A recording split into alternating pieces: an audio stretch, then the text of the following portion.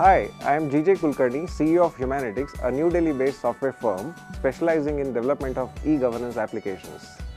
We have spent years practicing excellence in the way e-governance systems are built and used, be it via the web-based platforms or mobile ones. We look at the world of software in two different ways.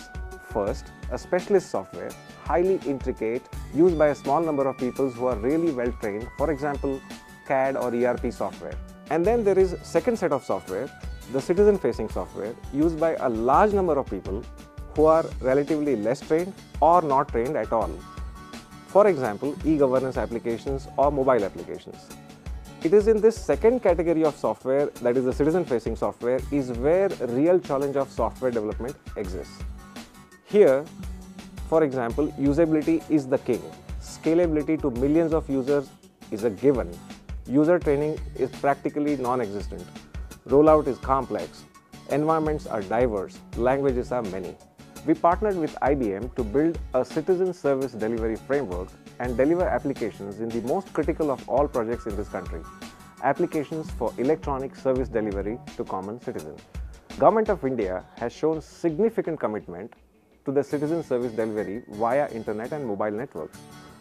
Over a number of years, the nation has developed a methodology for implementation of such services and improved it. While many issues still remain in the rollout of these services, constant improvement is definitely seen across the nation. Out of all national e-governance projects, e-District is a primary citizen service delivery application, meant for automating the backend for district collector's office with an interface to other line departments such as employment or education, etc. Wherein a citizen can request a service electronically, the service request is processed in a secure and time-bound manner by the department and delivered to the citizen at his or her doorstep via multitude of channels. While this dream is laudable, there are many issues in implementing this dream. Being a federal state structure, India has inherent complexities such as lack of uniformities in the processes and acts across the states, languages, education, connectivity, power, access to digital content and documents required for verification. We took a real hard look at the ground situation and also the legacy applications that are used across the nation and found that the key factors in success of applications for service delivery to the citizen depends on a very few essential features. We went ahead and built the citizen service delivery platform on this basis. First and foremost issue still happens to be the connectivity and the bandwidth. Blackout and brownouts on the network is a daily or perhaps hourly affair in rural India. We didn't want to send back the citizen because of these conditions. We used a robust offline platform from IBM, the Lotus Expediter, to manage service availability even when the network is down. This store and forward technology works seamlessly when you are offline or online and syncs the data in a consistent and trouble-free manner. Moreover, Lotus Expediter combined with Lotus Forms gives a much required separation of application front-end from the back-end and allows a smooth integration with XML and web services-based middleware, SSDG, the State Service Delivery Gateway. This separation of front-end from the back-end also makes the task of introducing newer services and forms in the future much simpler. Just build a new form using Lotus Forms Designer, and Expediter will sync the new services to all users automatically. Coming to the department side, where the citizen service request needs to be sent for processing, many factors come into force. The service request needs to uniquely identify the office and the officer where it needs to reach. Workflow propagation needs to be flexible and not brittle. For example, what happens when the intended recipient of the service request is on leave? Can the service request have enough intelligence to figure out what to do next if the defined time period is running out? Can the service be rerouted midway to another officer as per permitted rules? Can the workflow emulate precise steps followed by the paper route? Can an officer request additional verification without changing the workflow software? In essence, we are talking about an ability to manage complex workflows. We used IBM Enterprise Content Management Platform, or simply ECM platform, to define services, workflows, SLAs, teams, rights, rules, MIS, and dashboards to make management of the workflows an easy task.